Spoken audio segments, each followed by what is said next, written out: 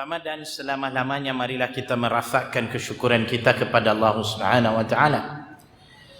Kerana Allah Subhanahu wa taala berikan hidayah kepada kita hari ini. Dan dengan hidayahnya itu Allah bawa kita ke satu tempat yang Allah suka sangat-sangat. Satu tempat yang Allah kasih sangat-sangat, yang juga dikenali sebagai rumah Allah Subhanahu wa taala. Alhamdulillah, dengan inayah yang Allah berikan pada kita ini, dapatlah kita sama-sama melaksanakan solat fardu maghrib secara berjemaah yang baru saja kita selesaikan sebentar tadi. Dan syukur kita kepada Allah Subhanahu wa taala kerana Allah Subhanahu wa taala masih memberi hidayah, memberi kekuatan ke dalam diri kita ni agar kita dapat berada di rumah Allah Subhanahu wa taala ini bagi meraihkan satu majlis yang sangat-sangat Allah Subhanahu wa taala berkati, iaitu al-majlis al-ilmu, iaitu majlis ilmu. Masya-Allah, tabarakallah. Tuan-tuan dan puan-puan yang dirahmati Allah Subhanahu wa taala, alhamdulillah, Allah Subhanahu wa taala jadikan kita ni semua sebagai insan. Sebagai insan, Masya Allah. Siapa dia insan bila kita tanya? Insan ialah anak Adam. Insan merujuk kepada anak Adam. Sebab tu Allah selalu sebut dalam hadis kudusi, wahai anak Adam, wahai anak Adam. Allah rujuk pada kita, Masya Allah. Itu sebabnya Allah bagi nama kepada kita itu insan. Apa hebatnya insan ini? Apa yang hebat insan sebenarnya, Masya Allah? Allah sebut dalam surah At-Tin, laqad khalaqnal insana fil ahsanil taqwim. Aku jadikan insan ini sebaik-baik kejadian, Allah sebut, Masya Allah. Itu hebatnya insan.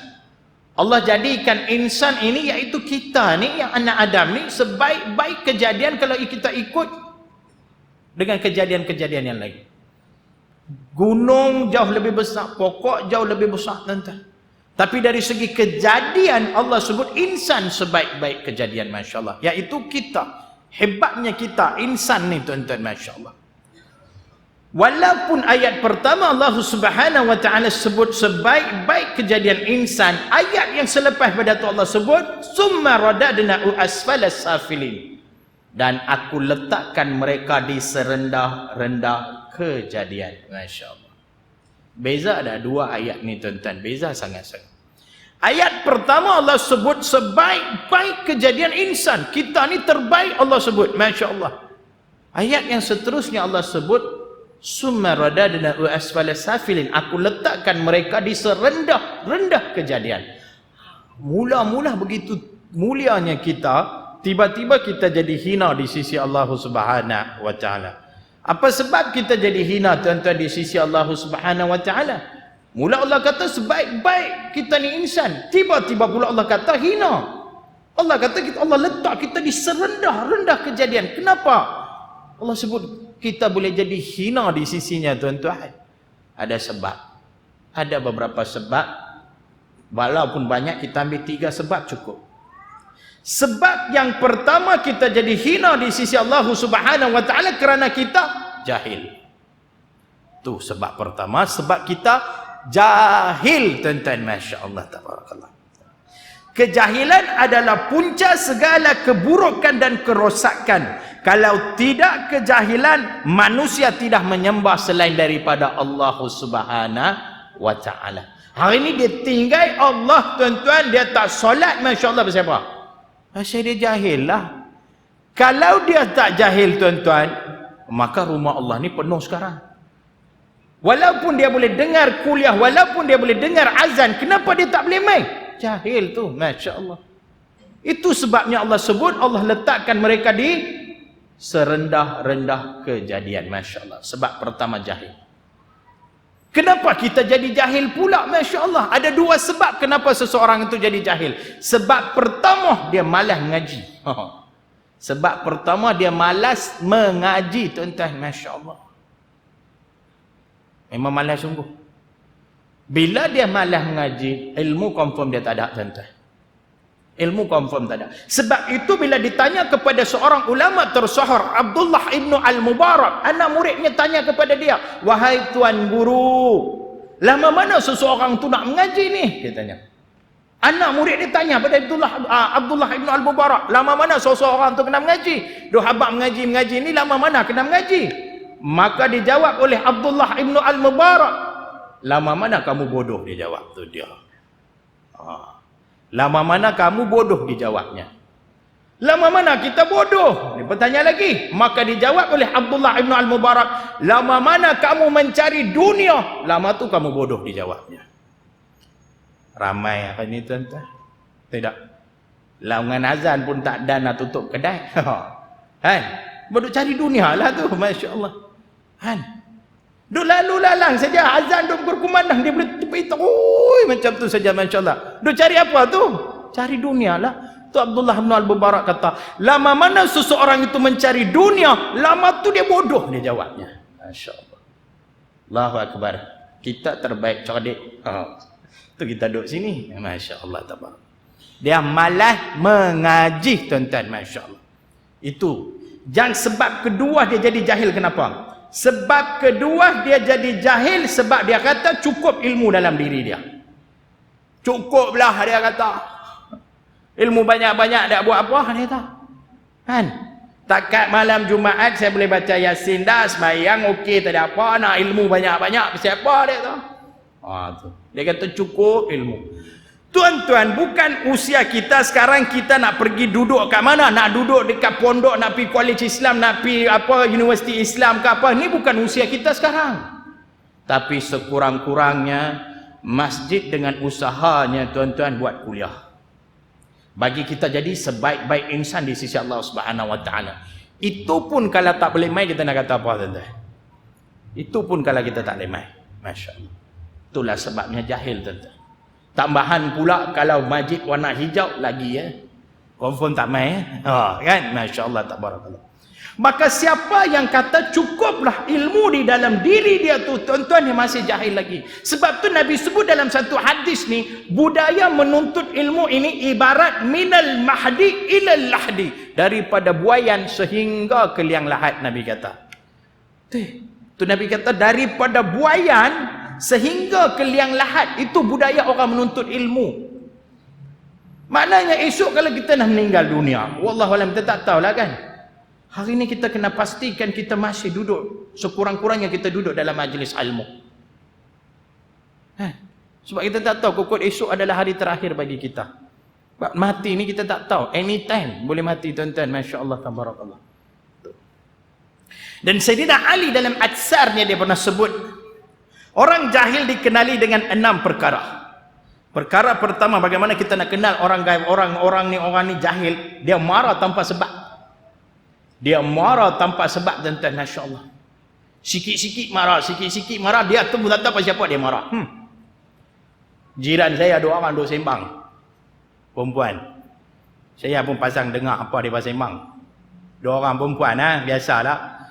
Dia mai komplain dekat si A ni, kakak A ni, dia tak, kok suami saya ni 365 hari kan, kalau setahun ada 365 hari, 365 hari itulah aduh marah saya. Dia tak, awak suami hang jadi macam ni? Kak A tu jawab.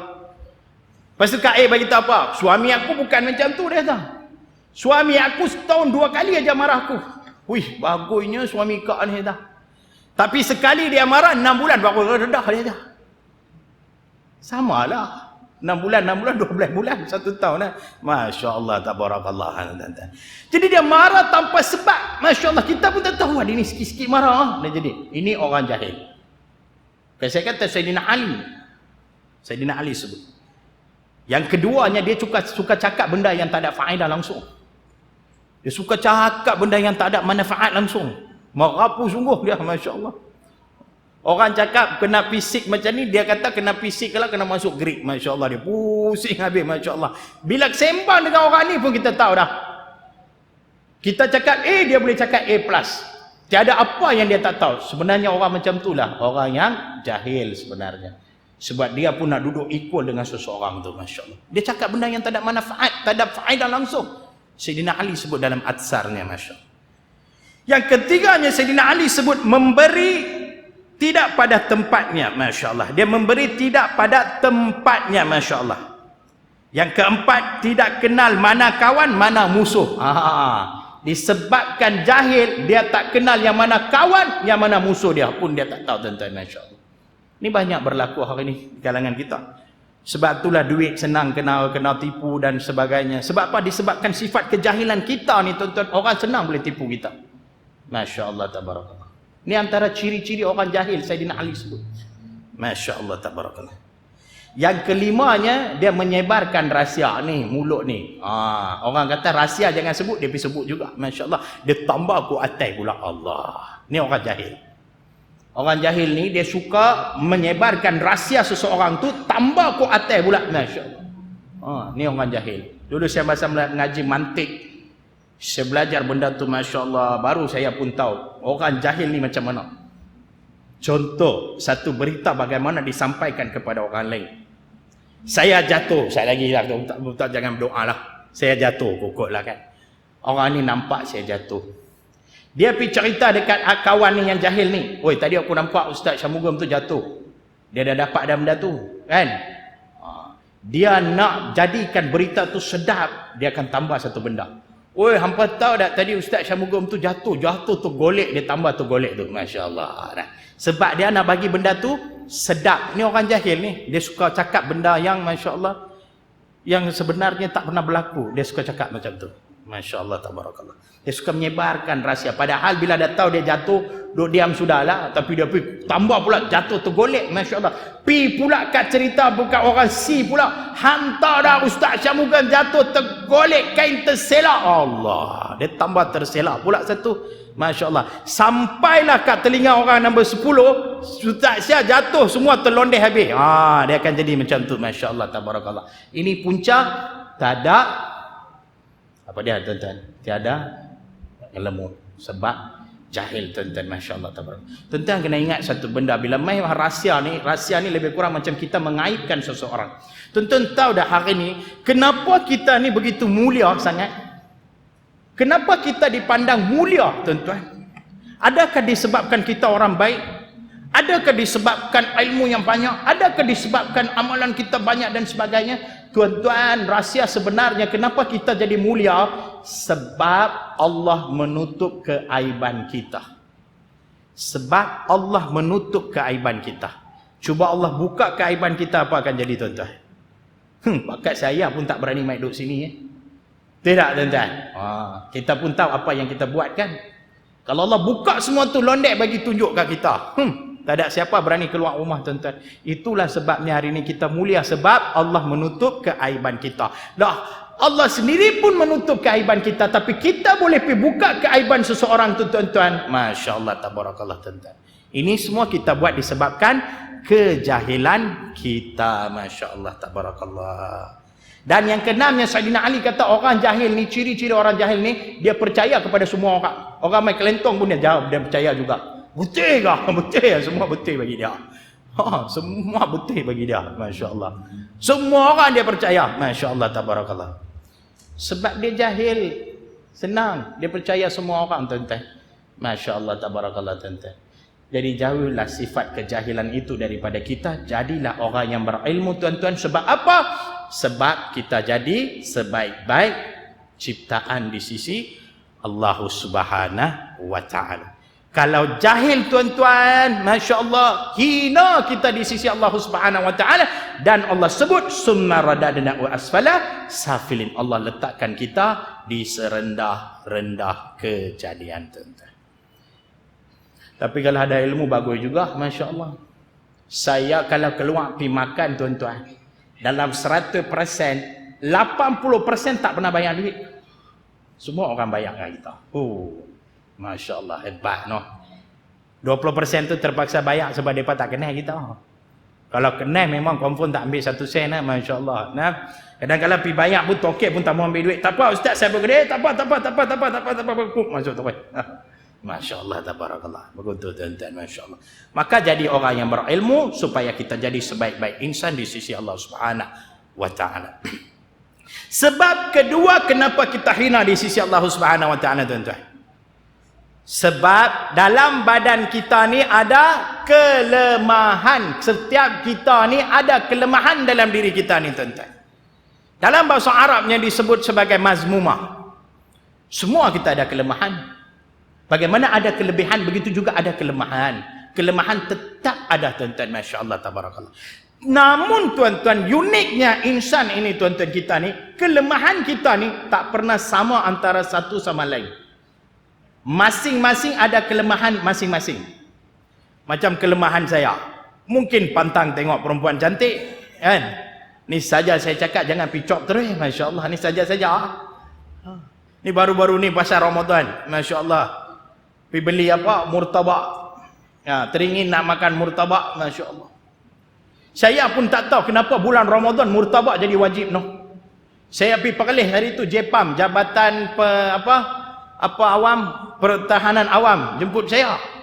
Elok habis-habis lah tazkirah tu, mereka hantar mai soalan dalam kertas, mereka tulis. Saya pun ambil baca. Assalamualaikum Ustaz, tolong jelaskan kenapa bulan Ramadan murtabak jadi wajib. Ya Allah, ya Tuhan kami. Saya nak jawab lagu mana murtabak jadi wajib tu, nak pakai dalil apa? Maka saya pun jawab dekat dia. Saya kata kemungkinan sahabat ini silap baca. Kita kan Ramadan Al-Mubarak. Dia pergi baca Ramadan Al-Murtabak kot. Wah, tu saya dah jawab lagu tu. Saya pun sama juga, Masya Allah. Nah, sebelum tu pergi satu masjid dekat Penang tazkirah Ramadan. Elok masuk dalam masjid, ada seorang hamba Allah ni macam dia. Ustaz, tazkirah dah malam ni kat sini. Ya, saya tazkirah di sini. Ustaz, saya ada satu hajat. Hajat apa nak letak tabung kat? Tak, Ustaz lagi dalam tazkirah bagi tahu, suruh semua jemaah pakat buat 20 rakaat. Terkejut saya. Habislah mereka nak buat 20, mereka punya pasal lah, kan. Tak, Ustaz habak kat mereka ni, Ustaz suruh buat 20. Semua pakat buat 8 belah awal saja, Ustaz kata. Saya kata saya tak boleh buat benda ni, mereka nak buat 8, mereka punya pasal lah. Dah kamu nak buat 20, buatlah. Tak, Ustaz macam ni lah. Ustaz tolong saya, nak Ustaz umum. Semua pakat bagi tahu kat mereka, semua buat 20. Saya pun mula-mula teruja sangatlah. Saya ingat dia suruh buat 20 tu sebab dia nak semua dapat pahala banyak sama banyak. Kau tu saya tanya, yang hang suruh mereka buat 20 ni pasal apa? Nak semua dapat pahala sama ke? Bukanlah Ustaz, bukan pasal pahala. Ni mereka buat 8, mereka belah awal. Makanan muareh, murtabak, semua mereka sapu habis. Dia kata, kuih seri muka tinggal kat kami, dia kata. Allah, murtabak memang pasal dia suruh saya bumun 20 rakaat. Masya Allah. Lagu tu pun ada, tuan-tuan. Masya Allah. Saya pun teringin juga nak pergi makan murtabak, Masya Allah. Elok pergi dengan isteri kata tu bang, pasal Ramadan dekat taman tu dia besar, jom kita pergi beli. Okey, jom, parking kereta. Mai sebiji kereta lagi, Iswara aerobag warna merah, mai duduk sebelah saya. Turun sepasang suami isteri, Masya Allah, tuan-tuan.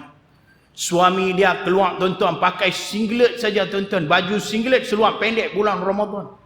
Kalau ia pun singlet, bulu ketiak tu hang cukar lah, betul tak? Masya Allah, dia tinggal lagu tu, Allah. Seluar pendek. Isteri dia keluar, Masya Allah, lagi teruk, lagi pendek daripada suami dia. Allah, pendek separuh paha boleh nampak, Masya Allah. Kalau angin kuat hari itu, saya tak tahu nak kata apa. Bulan puasa, Masya Allah. Saya tengok isteri dia sedih gila, Masya Allah. Sedih teramat-amat sedih. Sedih bukan pasal apa, sebab dapat tengok sekali aja. Isteri saya duduk sebelah kantor. Tengok apa bang? Jalan terus. Tengok apa? Jalan terus. Masya Allah. Asal nak pergi beli murtabak, ikut dia punya pasal, semua kuih kita balas habis. Masya Allah, tabarakallah. Wallahualam, tu mungkin kelemahan saya, mazmumah saya, Masya Allah. Ada mungkin sahabat, kelemahan dia ni, dia tak berpegang kepada amanah. Tidak. Dia orang baik, dia solat, dia jaga puasa, tapi bila main tang amanah, dia jadi lain. Dia tak pegang pada amanah. Orang bagi duit dekat dia ni, hampir bagi kat bendahari masjid, baik, tapi dia rolling duit tu dulu. Biasalah manusia kalau dia tengok duit, dia jadi lain terus, betul tak? Sebab tu bapak saya dulu ajak saya satu peribahasa. Peribahasa ni orang India saja tahu. Apa dia? Kalau duit, mayat pun ngangah. Masya Allah, tabarakallah. Tu, dia ajak saya. Kalau duit, mayat pun ngangah, dia kata. Tapi saya tak pernah cuba lagi lah. Lagi esok kalau ada jenazah, pergi letak tengok. Pukul dia ngangah. Tu, duit. Sebab tu kalau kita perasan hari ni, tuan-tuan, kita pergi ATM kan, mesin ATM, kita nak keluar duit kan, kita masuk kad, kita tekan pin number, tekan pengeluaran, kita tekan berapa banyak duit kan. Yang keluar tu kad dulu ke, duit dulu? Kad keluar dulu. Tidak. Dia ATM pun pandai. Dia pun tahu. Kalau dia keluar duit, kita ambil duit, kita lupa kad. Sebab manusia dia tengok duit, dia lupa habis semua. Masya Allah. Jadi mungkin itu adalah mazmumah seseorang itu. Kelemahan seseorang. Kelemahan kita tak pernah sama antara satu sama lain. Allah bagi macam-macam. Masya Allah. Berbeza-beza kelemahan kita. Ada mungkin sahabat, tuan-tuan, panas baran. Cakap sikit pun tak boleh. Man, aku nak cakap. Hang nak cakap apa? Itu dia. Ada tak sahabat macam tu? Ada sahabat macam tu. Maka semua kita ada kelemahan dalam diri kita. Masya Allah. Namun apabila kita ni tuan-tuan, bila tahu itu adalah kelemahan kita, kita tak pernah ada sebarang usaha untuk tuan-tuan perbaiki kelemahan itu. Hinalah kita di sisi Allah Subhanahu wa taala. Sebab tu Allah sebut dalam Quran, qad aflahal man tazakka. Beruntunglah orang-orang yang sentiasa memperbaiki diri dia. Siapa tahu kelemahan kita? Siapa tahu kelemahan kita? Mak kita, ayah kita, guru kita, tok guru kita dan musuh kita. Musuh kita pun tahu kelemahan kita. Sebab tu bila orang yang tak suka pada kita, dia cakap sesuatu berkenaan dengan kita, tuan-tuan, kaji terlebih dahulu.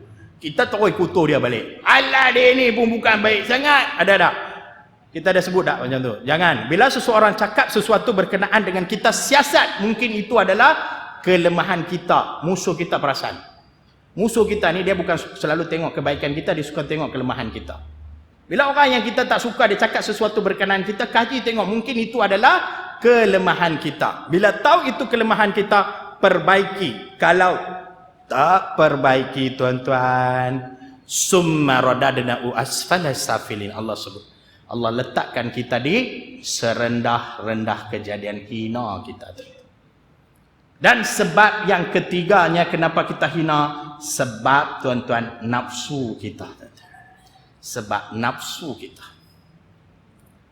Allah bawa akal. Allah tanya pada akal, siapa aku dan siapa kamu? Akal jawab, engkau Tuhan aku dan aku hamba kamu. Akal terus dimasukkan.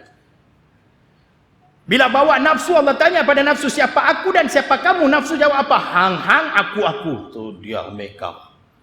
Dia buat apa? Allah buat apa? Allah sejuk bekukan dia. Berapa lama? Wallahualam kita tak tahu. Tak diceritakan dalam mana-mana kita. Lepas tu Allah panggil balik, Allah tanya, siapa aku dan siapa kamu? Dijawab oleh akal apa oleh nafsu? Engkau, aku. Tu dia. Kali kedua pun dia jawab macam tu. Kali ni Allah jemurkan dia. Berapa lama? Wallahualam tak diceritakan.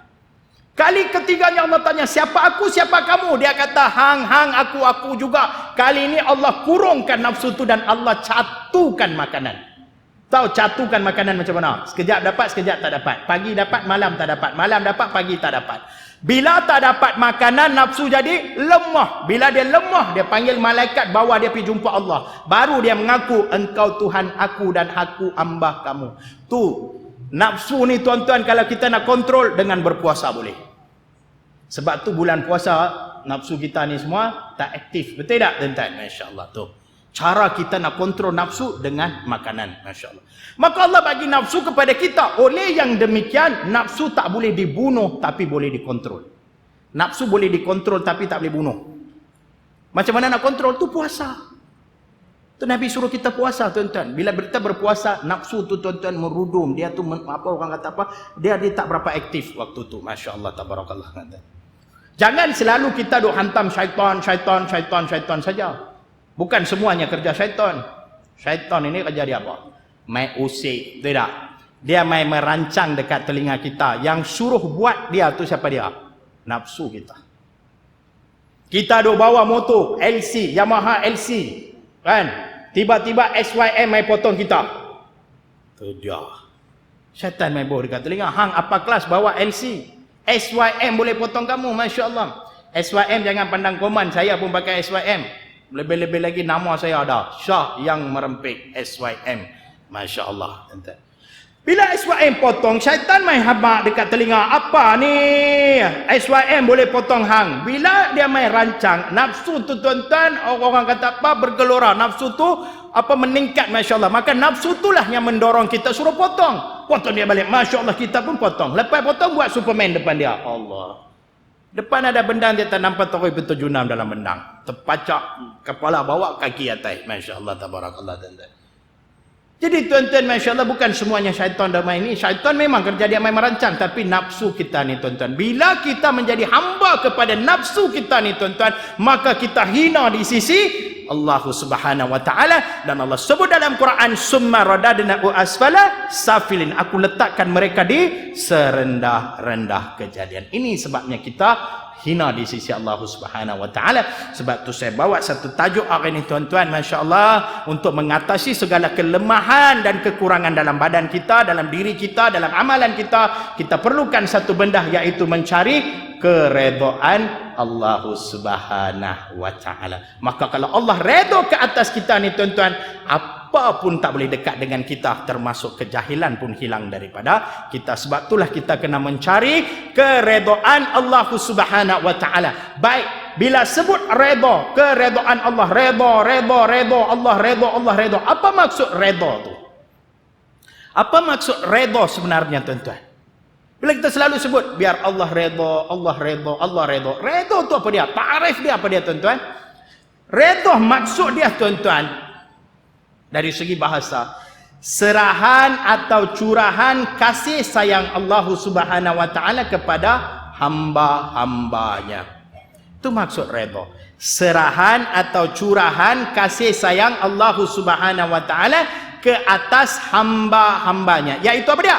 Kasih sayang Allah Subhanahu wa ta'ala. Masya Allah. Baik, kenapa kita perlukan keredaan Allah? Sedangkan kita semua ada rumah, ada isteri, ada orang yang kita cinta pun ada, orang yang cinta kita pun ada, kereta pun ada, duit di bank pun ada, semua ada. Kita perlukan redha Allah untuk apa? Tidak, orang tanya, kenapa kita perlukan keredaan Allah? Ada banyak sebab. Kita ambil 3 sebab dulu, tengok. Sebab yang pertama, kenapa kita perlukan keredaan Allah? Sebab kita perlukan keselamatan daripada Allah Subhanahu wa ta'ala. Sebab kita perlukan keselamatan daripada Allah Subhanahu wa ta'ala. Ustaz, keselamatan apalah ni, undang-undang dah ada. Kita boleh keluar pergi mana boleh makan dah, bawa anak isteri pergi melancong pun boleh. Selamat apa kita, dia kata? Bukan selamat dari segi undang-undang, keselamatan daripada iblis, ancaman iblis, musuh yang nyata. Siapa dia? Iblis. Jadi kita perlukan keselamatan daripada Allah Subhanahu wa ta'ala untuk mengatasi ancaman iblis. Sebab apa? Saat dijadikan manusia, saat itu iblis hina. Bila dijadikan manusia, time itulah iblis hina, tuan-tuan.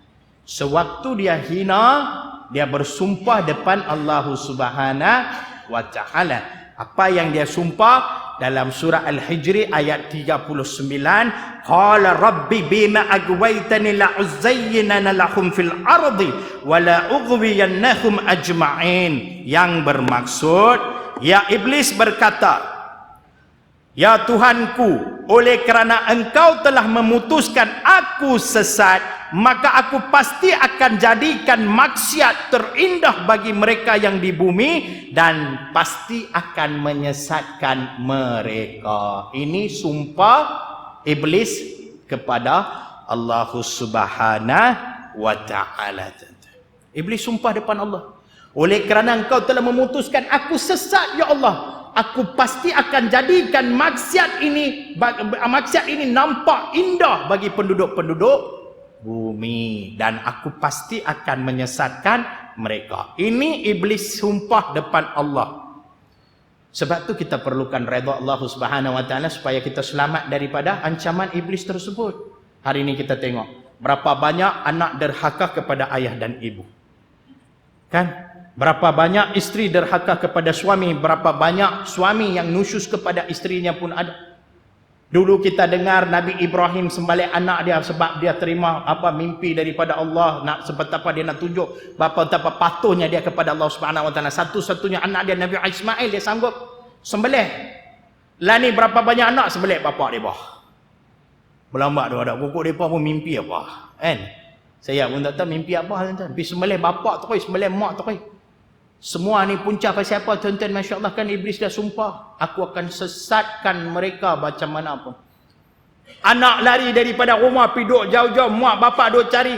Bila tangkap tanya pasal apa hang buat macam ni kat mak bapak.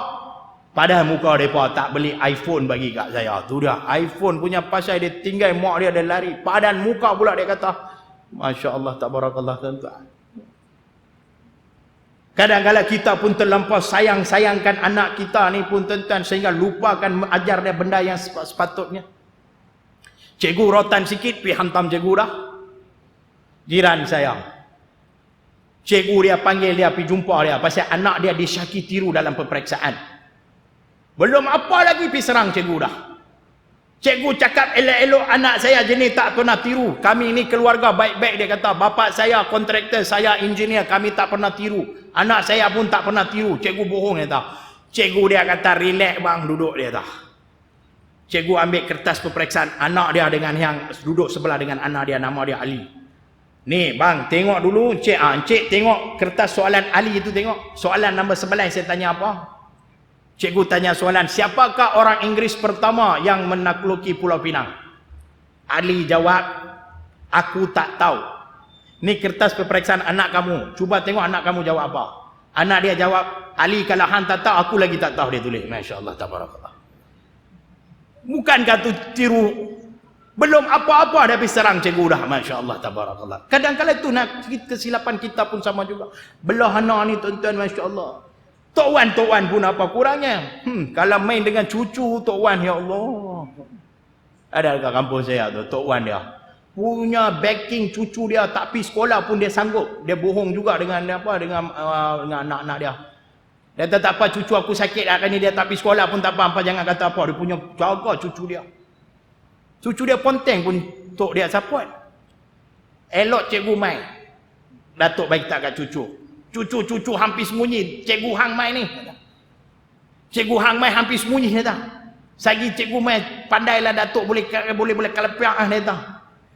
Cucu dia jawab, Datuk, bukan saya yang kena sembunyi, Datuk yang kena sembunyi. Pasal apa? Saya bagi tahu kat cikgu hari ni saya tak boleh pergi sekolah sebab Datuk saya mati, dia cakap. Masya Allah, tabarakallah. Betuahnya cucu tu, Masya Allah, tabarakallah.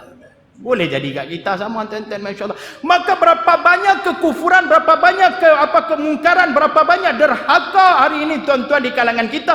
Semua ni sebab sumpah iblis ini kepada Allah Subhanahu Wa Taala. Depan Allah dia akan sesatkan kita bagaimana sekalipun. Dia dah janji pada Allah dia akan sesatkan. Sebab itu kita perlukan keredaan Allah, selamat daripada ancaman iblis. Sebab itulah Allah bagi jaminan kepada orang-orang yang beriman.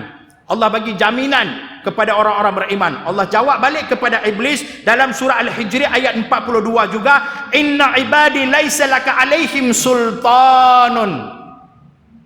Kamu iblis, Allah kata, kamu iblis sesungguhnya tidak ada kuasa atas hamba-hambaku illa manittaba'aka minal ghawin, melainkan mereka yang sudah sesat. Masya Allah. Melainkan mereka yang sudah sesat. Kalau kita ikut perintah Allah, kita patuh pada apa yang Allah suruh kita buat, kita stay iman orang yang soleh, Masya Allah, tabarakallah tuan-tuan, Allah bagi jaminan kepada kita, iblis tak ada kuasa ke atas kita. Melainkan kalau kita tak ikut perintah Allah, kita sesat. Allah dah kata tak boleh buat apa dah, melainkan illa manittaba'aka minal ghawin. Allah sebut dalam surah Al-Hijri ayat 42, tuan-tuan. Masya Allah, tabarakallah. Sebab itulah kita perlukan keredaan Allah Subhanahu Wa Taala supaya kita selamat daripada ancaman-ancaman iblis. Itu yang pertama. Yang keduanya tuan-tuan, kenapa kita perlukan keredaan Allah? Untuk mendapatkan keringanan atas segala ujian yang Allah berikan ke atas kita. Manusia, hidup manusia disulami dengan ujian. Tak ada ujian, tak ada lah. Mana ada hidup tanpa ujian, tuan-tuan? Allah akan uji kita. Jadi bila sebut manusia saja kita akan disulami dengan pelbagai ujian. Bagaimana kita nak melepasi ujian itu ataupun bagaimana kita nak mengharungi ujian ini? Dengan keredaan Allah Subhanahu Wa Taala. Ada kala sakit, ada kala sihat, betul tak? Saya baru-baru ni pergi Terengganu, Masya Allah. Kembara dakwah 8 hari di Terengganu. Keluar daripada Terengganu dah balik mai sini tuan-tuan tak boleh jalan, kaki kena gout. Kaki kena gout terus. Macam mana tak kena gout tuan-tuan pergi Terengganu, depa jamu saya sungguh. Pagi sarapan nasi kerabu kambing bakar. Tengah hari ikan tenggiri masak lemak. Malam seafood. Siakap 3 rasa atau siakap steamboat limau. Allah.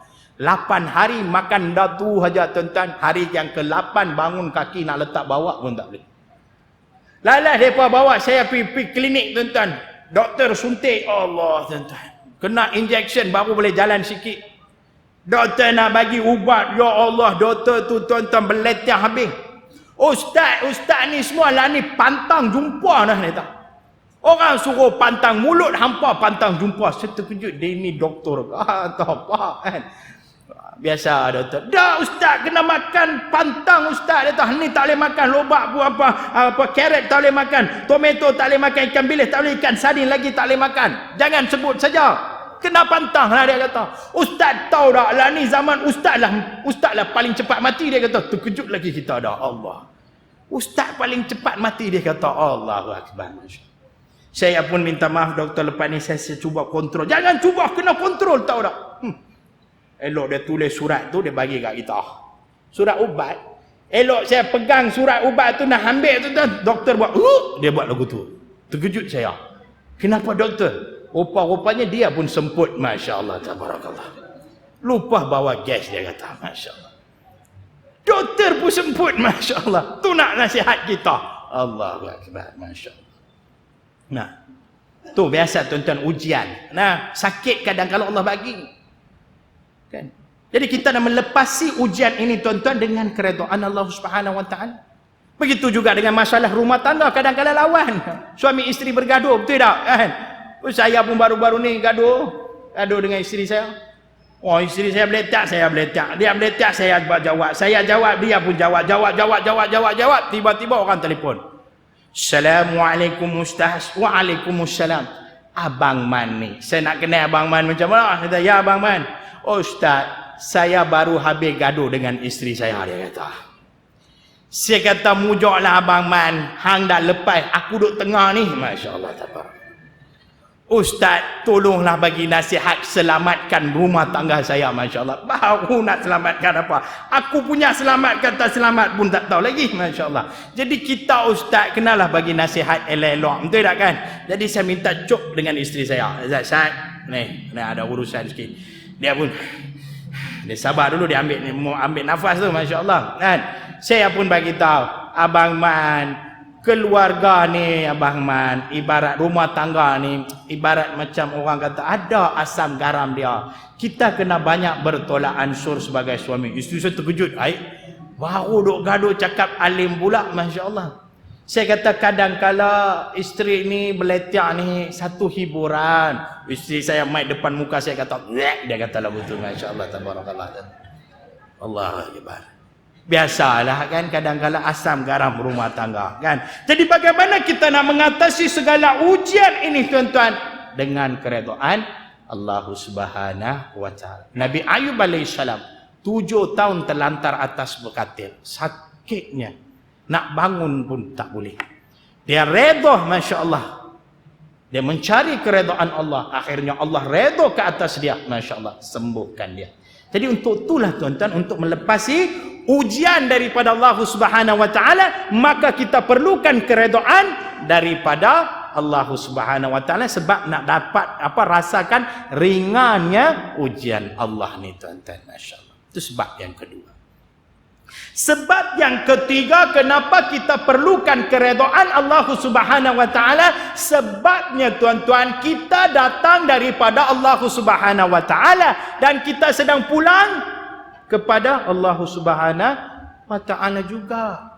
Kita datang pun daripada Allah dan kita pulang pun kepada Allah Subhanahu Wa Taala. Kita meninggal hari ini, tinggal anak, isteri dan sebagainya. Malam meninggal, esok sudah hantar pergi kepada Allah Subhanahu Wa Taala. Malam meninggal, pagi sampai dah kepada Allah Subhanahu Wa Taala. Maka kita tahu kita akan kembali kepada Allah Subhanahu Wa Taala.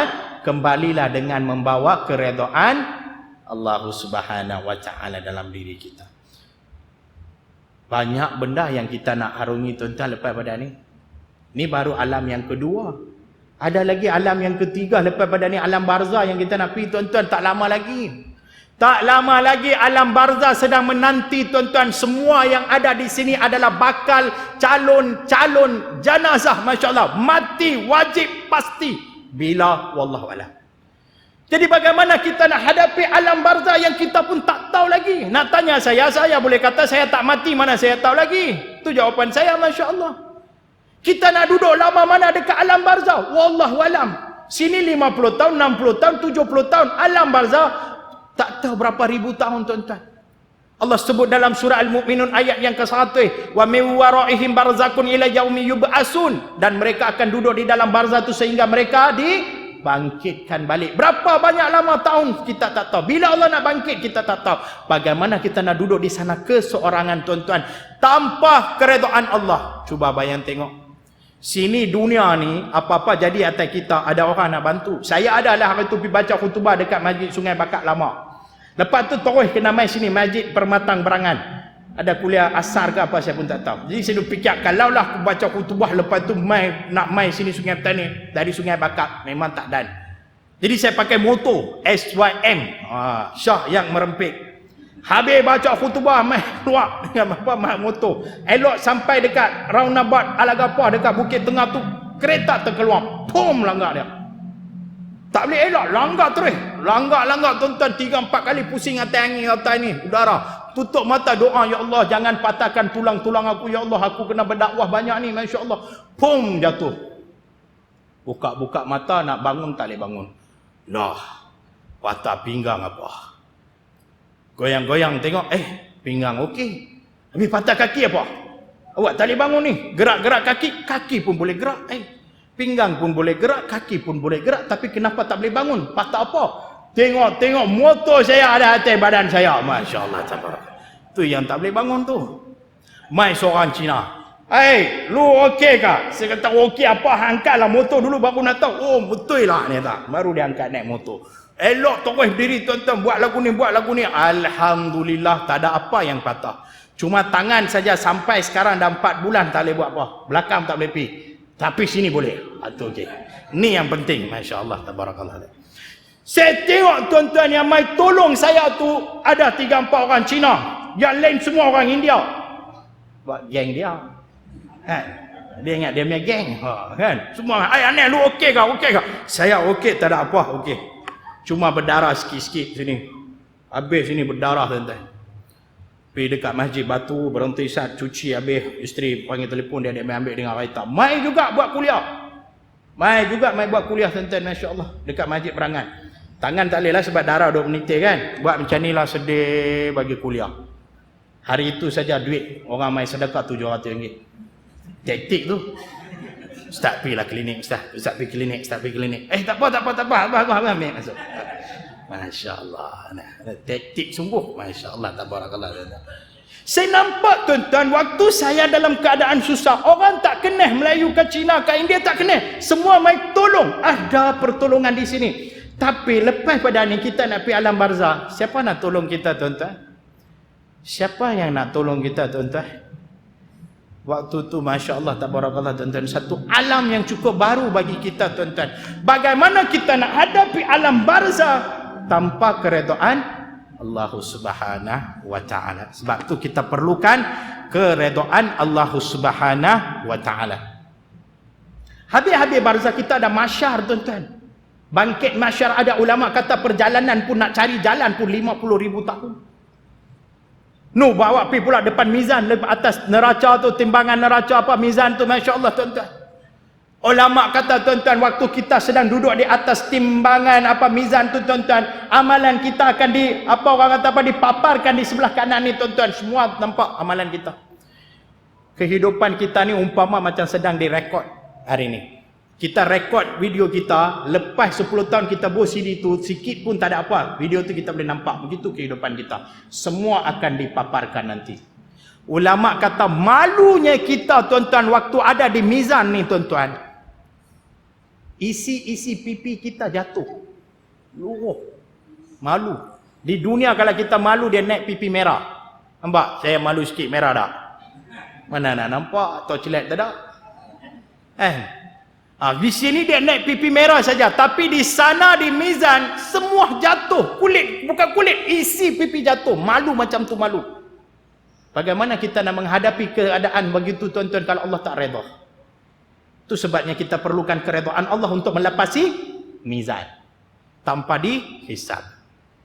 Habis-habis mizan ada apa lagi? Titian sirat, Masya Allah. Bagaimana nak melepasi titian sirat? Alal matri jahannam. Nabi sebut dibenah atas neraka jahannam. Masya Allah, bagaimana nak lepasi mizan itu, titian sirat itu tanpa keredaan Allah Subhanahu wa ta'ala. Sebab tu tuan-tuan kita perlukan keredaan Allah Subhanahu wa ta'ala. Sebab kita datang daripada Allah, kita sedang pulang kepada Allah. Maka bila pulang, bawalah keredaan Allah Subhanahu wa ta'ala. Syukur sangat-sangat pada Allah kerana Allah berikan kita seorang Nabi yang menyelamatkan kita tuan-tuan. Sebab itulah tuan-tuan, terima kasih selawat ke atas Nabi senantiasa. Sebab Nabi baca doa minta Allah selamatkan umat-umatnya. Ya Allah, selamatkanlah umat-umat aku, janganlah seksakan mereka di neraka jahanam. Sebab itulah Allah bagi satu keistimewaan khusus kepada umat-umat Nabi Muhammad sallallahu alaihi wasallam. Apa dia? Senang cari pahala. Senang dapat pahala. Mai semayang berjemaah, berapa banyak pahala kita dapat? 27 pahala. Semayang berjemaah. Semayang seorang-seorang baru 1 pahala. Mai jemaah 27 pahala. Senang tak? Senang. Kenapa tak mau buat? Andai kata usia kita 50 tahun sekarang, katakanlah selama 40 tahun kita jaga solat jamaah, berapa banyak pahala ada dengan kita sekarang hari ini? Siapa buat benda ni? Nabi doa pada Allah. Allah mudahkan untuk kita dapatkan pahala. Berniat namai solat jemaah, sudah niat dapat pahala dah. Keluar daripada rumah, Nabi kata setiap satu langkah mai kat masjid, setiap langkah dikira pahala Allah bagi. Zaman Nabi ada sekelompok manusia dari Bani Fazurah. Depa ni nak pergi benah rumah di sebelah masjid. Nabi larang. Nabi kata, bukan aku tak bagi hampa buat rumah di sebelah masjid, tak ada solat. Pasal apa hampa nak buat? Dia kata, senang ya Rasulullah, bila azan kami terus boleh masuk dalam masjid. Nabi kata, kalau kamu buat jauh, setiap langkah kamu tu dikira dah. Sebab tu ulama kata, lah ni zaman moden kita main dengan motor kan. Kita main dengan motor kan. Ulama kata motor tu cuba parking jauh-jauh sikit. Sekejap pergi tengok tinggal rangka je. Tak kan? Tapi ulama kata nak buat macam mana? Ulama suruh kita parking jauh-jauh, jalan kaki lah sekurang-kurangnya 10 step, 20 step, pahala. Tapi lah ni lagi canggih. Parking jauh-jauh apa pun tak ada. Tinggal seat motor je. Letak dah. Allah. Nah, jadi macam tu nah. Jadi dunia makin mencabar, masya-Allah tabarakallah. Bagi Allah bagi senang untuk kita cari pahala. Baik, inilah sebabnya tuan-tuan, 3 sebab yang hari ini saya bawa kepada tuan-tuan. Untuk apa kita perlukan keredaan Allah? Yang pertama, selamat daripada ancaman iblis. Yang kedua, mendapat keringanan daripada ujian Allah Subhanahu wa taala, dan yang ketiga, kita datang daripada Allah dan kita pulang kepada Allah Subhanahu wa taala dalam keredaan Allah. 3 sebab kita perlukan keredaan Allah. Mari kita tengok sikit. Bagaimana kita nak dapatkan keredaan Allah Subhanahu wa taala? Bagaimana cara kita nak dapatkan keredaan daripada Allah Subhanahu wa taala? Banyak, kita ambil 3 cukup untuk hari ini. Yang pertama, redha datang dengan redha. Tu dia. Siap macam puisi terus. Redha datang dengan redha. Macam mana? Macam mana? Segala apa yang ada dengan kita hari ini, bagaimana kehidupan kita pada hari ini adalah semuanya itu adalah ketetapan daripada Allah Subhanahu wa taala. Nescaya kalau kita ni redha dengan apa yang Allah tetapkan ke atas kita, maka Allah redha ke atas kita. Hari ini bagaimana kehidupan kita? Apa yang terjadi pada kita? Aku redha ya Allah atas segala apa yang terjadi kepada hidup aku ni. Aku redha ya Allah. Maka Allah redha ke atas kita. kehidupan kita ni, apa yang kita sedang alami ataupun sedang hidup pada hari ini, semua ini Allah dah tetapkan bila? Sebelum ditiupkan roh kita ke dalam janin ibu kita seawal 40 hari. Sebelum roh nak malaikat nak tiupkan roh kita ke dalam janin ibu kita yang awal 40 harinya, malaikat akan persembahkan segala kehidupan kita.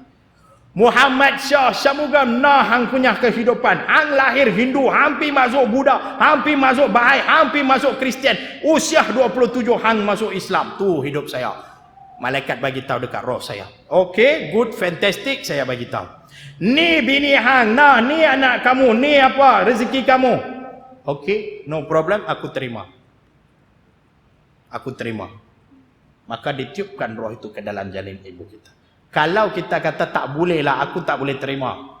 Apa kelas aku lahir dekat Sungai Tani, aku mau lahir di kota London. Dia tak setuju. Katakanlah roh itu tidak setuju dengan apa yang ditetapkan ke atas mereka, dia tidak akan lahir. Itu sebabnya berlaku keguguran. Ulama kata ni, itu sebabnya berlaku keguguran ataupun lahir-lahir mati. Masya Allah. Sebab apa?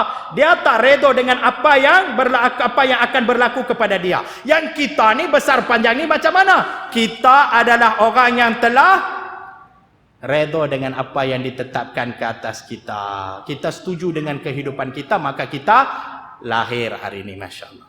Sebab tu ada kalanya perasan tak? Kita duduk tiba-tiba kita terasa, aku biasa pergi lah majlis ni.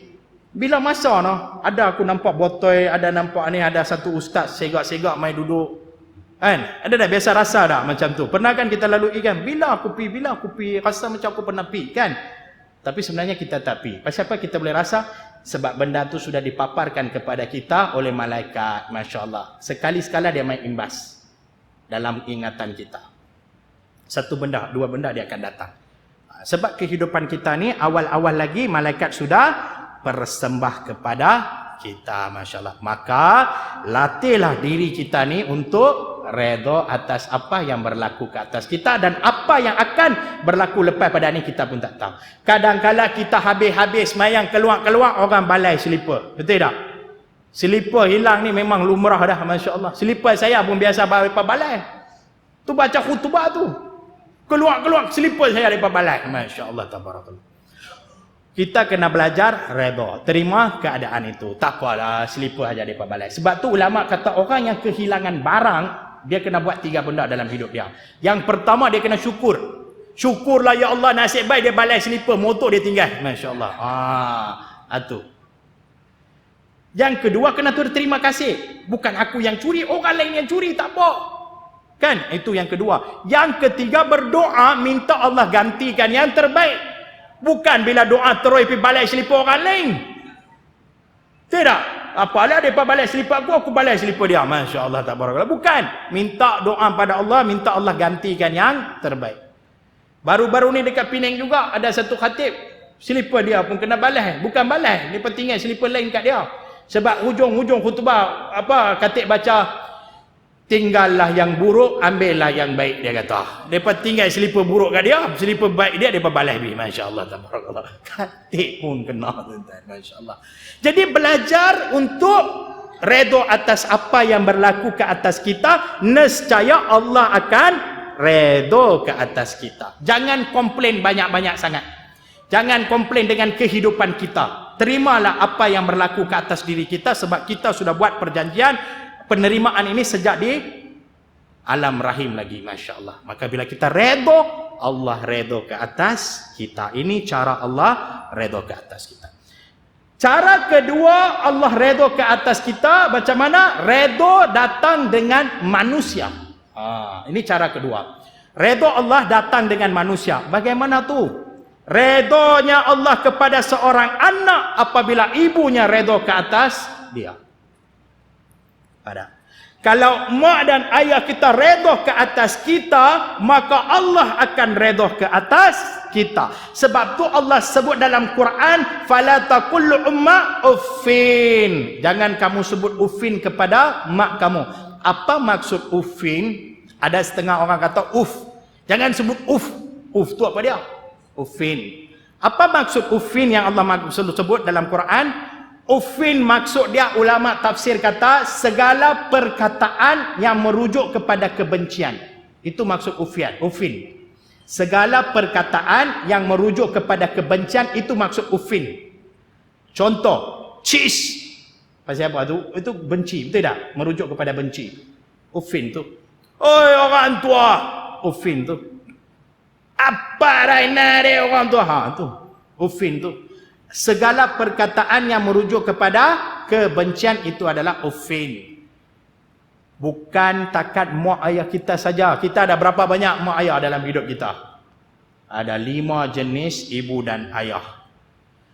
Mak dan ayah kandung kita, yang pertama. Yang kedua, mak dan ayah tiri kita. Yang ketiga, mak dan ayah susuan kita. Yang keempat, mak dan ayah mertuah kita. Dan yang kelima, mak dan ayah angkat kita yang jaga kita daripada kita kecil. Ni 5 jenis mak dan ayah yang Allah larang kita uffin kepada mereka. Bukan takat mak kandung saja. Mak tiri, ayah tiri.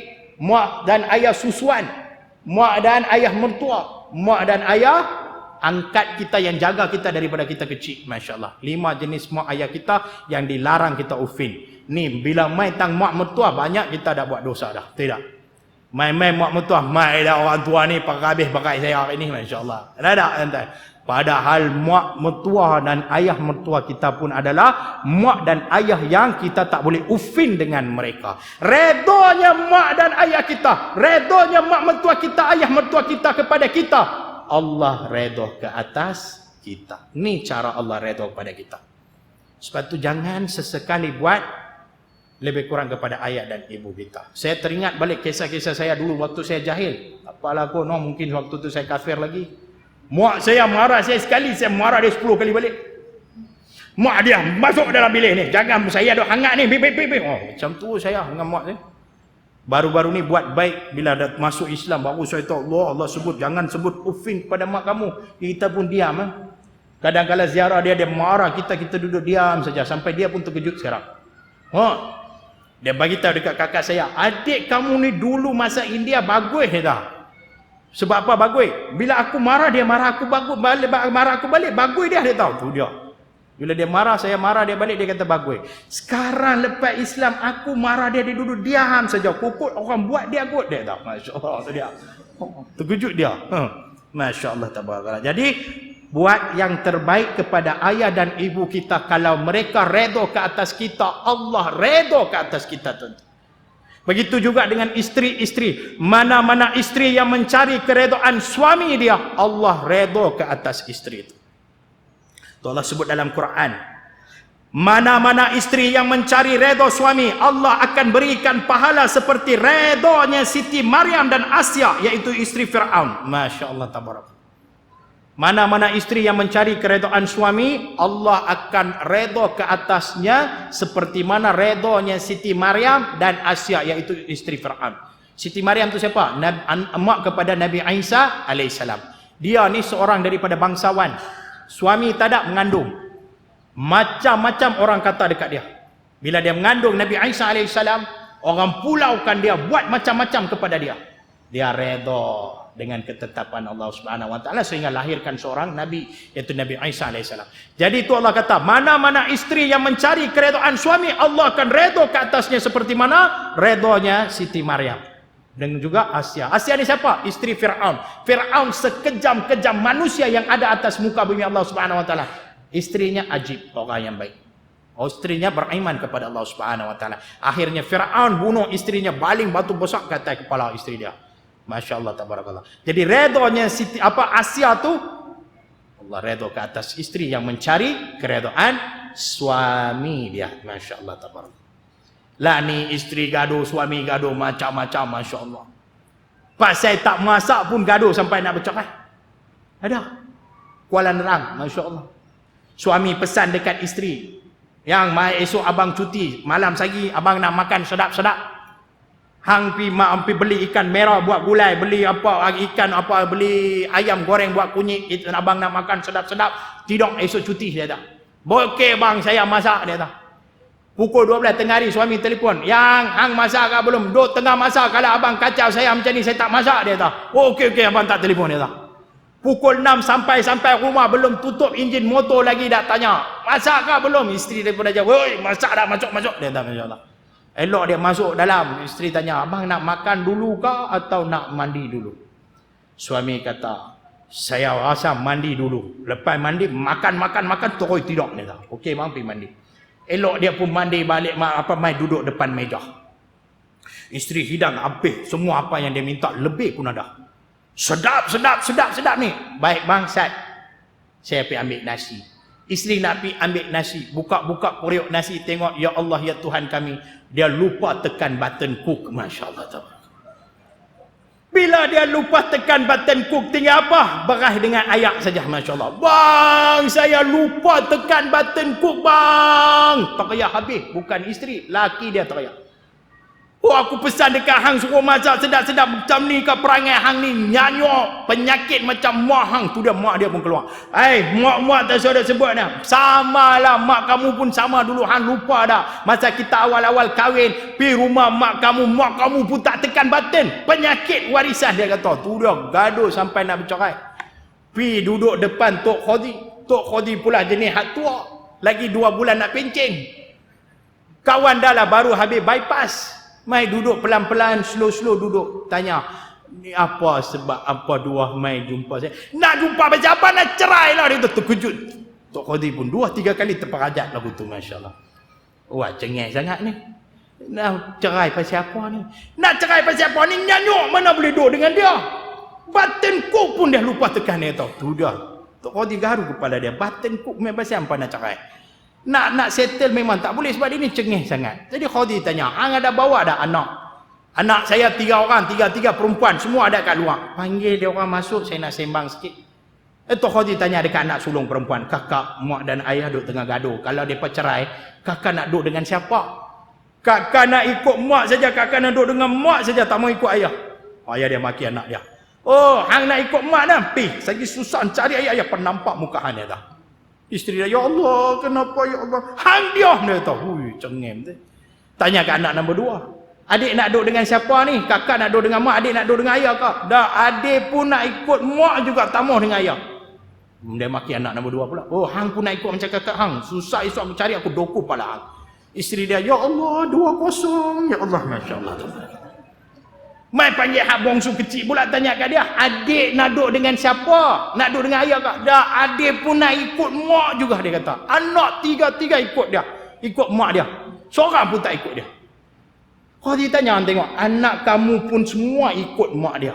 Habis kamu bercerai nak duduk seorang-seorang ke? Tengok, anak pun semua ikut mak. Piapilah kalau anak nak ikut mak dia, saya peduli apa dia tak? Tapi kamu tetap nak cerai ke? Tengoklah kalau anak-anak saya ikut mak dia, saya pun ikut mak dia, dia tak? Masya-Allah, tabarakallah. Tak jadi cerai. Masya-Allah, tabarakallah. Jadi itu benda-benda tu akan ada dalam keluarga, masya-Allah, tabarakallah, tuan-tuan. Jadi pandai-pandai kita, tuan-tuan, cari keredaan Allah Subhanahu wa taala. Begitu jugalah Allah akan redha kepada suami apabila mereka melaksanakan tanggungjawab mereka sebagai seorang suami. Ini cara kedua bagaimana kita nak memperoleh keredaan Allah Subhanahu wa taala, iaitu redha datang dengan manusia. Dan yang terakhirnya, cara ketiga, redha datang dengan peristiwa. Bagaimana? Yaitu dengan musibah yang berlaku ke atas diri kita, yaitu ujian daripada Allah Subhanahu wa taala. So, bagaimana kita nak berdepan dengan ujian itu? Dengan keredaan Allah Subhanahu wa taala. Kalau kita tengok, Rasulullah sallallahu alaihi wasallam adalah insan yang paling banyak manusia. Tapi kenapa Rasulullah tenang? Setiap kali Allah uji Nabi, Nabi tenang. Kenapa Nabi tenang? Tu Nabi kata apa? Rahsianya yang besar itu bukan ujian atau musibah itu.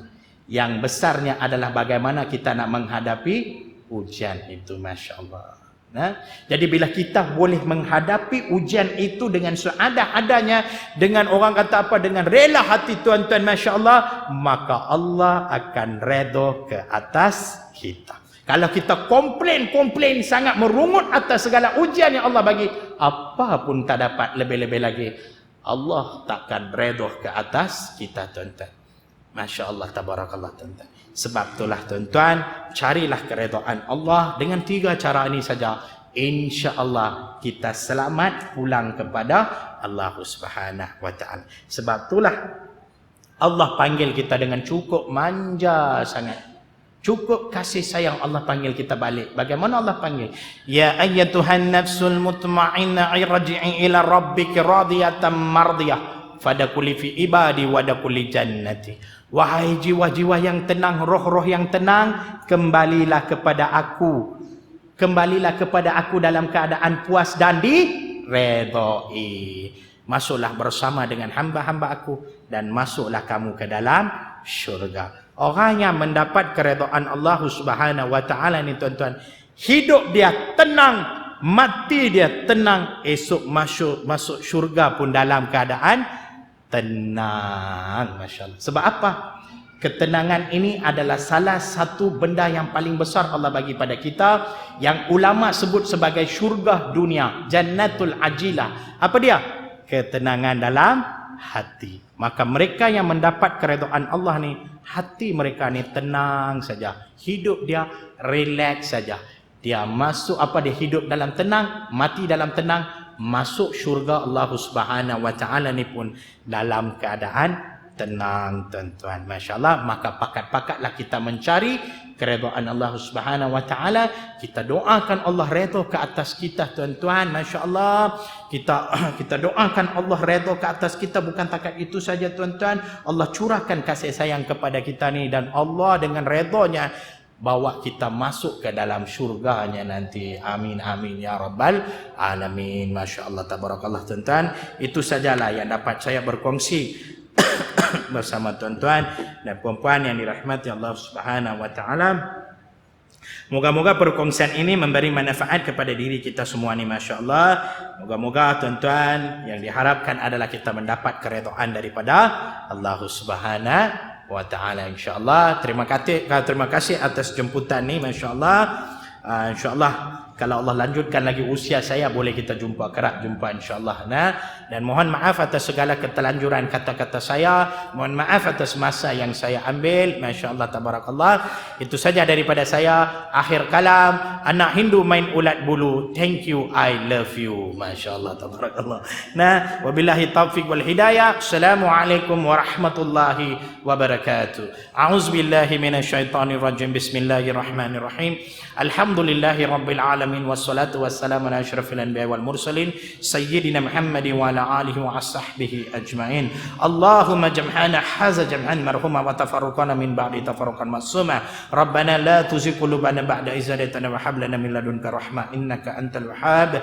Rabbana zalamna anfusana wa in lam taghfir lana wa tarhamna lanakunanna minal khasirin. Rabbana atina fid dunya hasanah wa fil akhirati hasanatan wa qina azaban nar. Wa sallallahu ala sayyidina Muhammad wa ala alihi wa sahbihi wa salam. Walhamdulillahi rabbil alamin. Taqabbalallahu minkum.